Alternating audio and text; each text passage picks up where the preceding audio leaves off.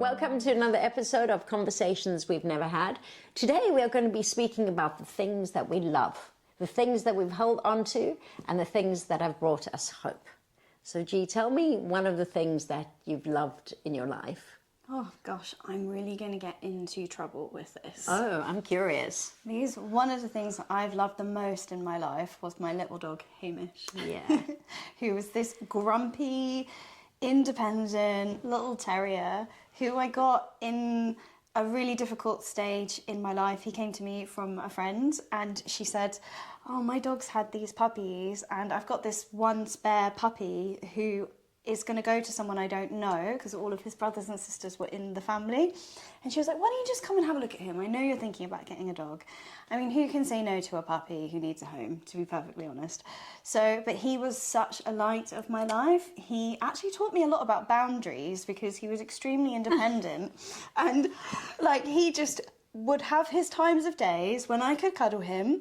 And he would always be near me, but he wasn't on me all of the time. And I had to work for his love, which I really appreciated. But he was like a part of my soul. And when he died a few months ago, it really destroyed me. Yeah. But I also felt that the grief of that moment was gratitude for everything that he had given me because he was a best friend. He was there through every dark moment in my life, but also all of the beautiful ones. And he taught me to love in a way that felt safe. And I will always be grateful to him. That's really beautiful. How about you? Well, I would say I was brought up in South Africa and just the blue sky was such a big thing for me. And the thunder and the lightning, like this passionate rain in South Africa, the heat. And I was lucky enough to have a swimming pool.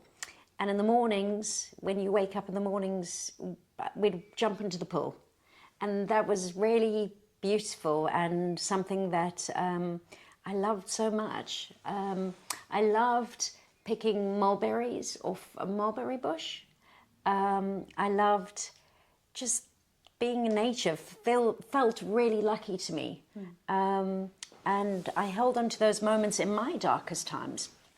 And it's really interesting because after disclosure, my sister and I went for a walk and there was all this horror around us and the world was falling apart, but the sky was blue. And we sat under a mulberry bush eating mulberries, and then I don't know why, but my sister took out a lip ice and it was a mulberry lip ice. So there was a bit of beauty in the most awful of stories, and I'm so grateful for that African sky.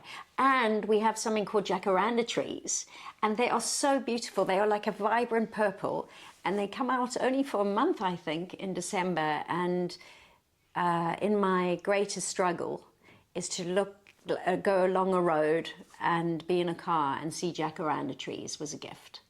I love that you chose nature because I think that's something that we have in common as well. I've always really loved nature.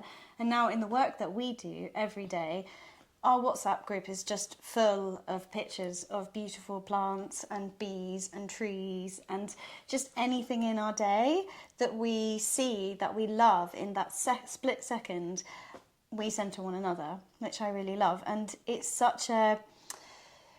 Where I work, we have a nature-based therapy group. It's absolutely incredible, but the concept of it, I think one of the reasons why I've always really hung on to nature is that sometimes you can feel so stuck in your body and where you are and the darkness of everything. But nature changes.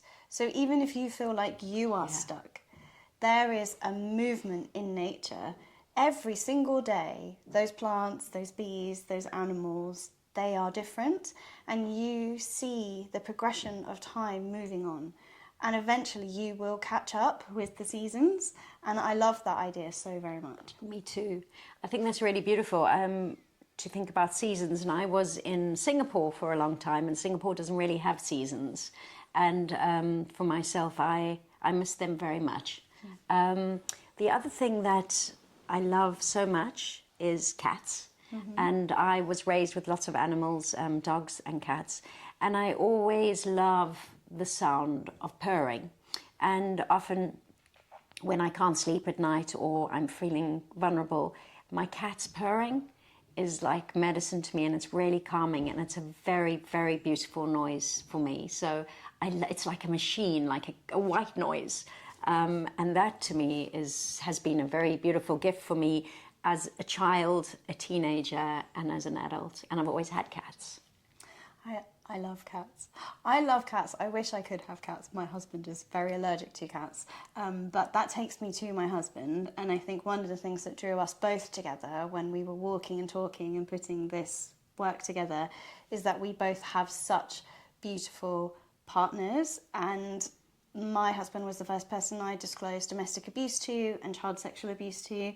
And he is just such a love of my life. And I feel so grateful to have him. And the way that he loves, I think, is really similar to the way that you love, because I have often struggled to find love in the right ways and to accept love and to accept that I am worthy of love. And he is all out with love all of the time, just constant love.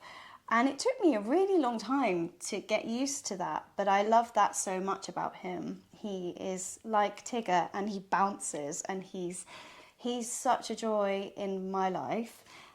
It's really interesting that you bringing up our husbands, because what I think is interesting is when you've gone through such complexity and such trauma as a child, and you meet someone who is wonderful, people go, wow, he's got to be an amazing man.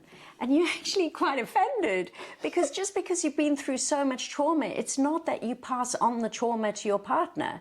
And I think so often people who think that people who have a traumatized background bring just this immense amount of trauma into one's life and don't bring joy and humor and bubbles. And I have to say that in my partnership with my husband, I have not given him my pain. He is a witness to the struggles that I've gone through, but it's not his story. And I think that that's what's really beautiful about our relationship is we are equal, we are partners, and I love him because he has always seen my light along our journey. I love him for many other reasons, but the beauty is I have not ever passed my pain onto our relationship, and that has gifted us, because that would be an immense burden for him. And I think for many partners who are with us, they are not amazing for being with us. We are full people who come with a history and a story like most people, but it is really interesting how people think, oh my God, what one has to carry to be with someone who has been through trauma, but it's not always so. I will say, I think also for me to have gotten this place is been hard work. Yeah. So for me, coming into like resurfacing memories a few years ago, that really made me very angry, which is why anger sits in quite a dark place for me, because it also really damaged my relationship with my husband, who is the safest person in the world to me. And that I found really hard. The anger and my responses to things really damaged our relationship. And so a few years later, when I met you, I feel like I have learned so much more about myself and how to rebuild parts of that relationship with him in exactly what you just said there, in knowing that it is possible to hold on to your own pain, to not pass that baton of hurt on, that our partners' roles are to witness but not be in, and to grow together. And such a joy of my life is to see our two husbands come together and to love one another and talk and share that. So yeah, that's an immense privilege. What I wanted to say so strongly in this episode is we are allowed to celebrate.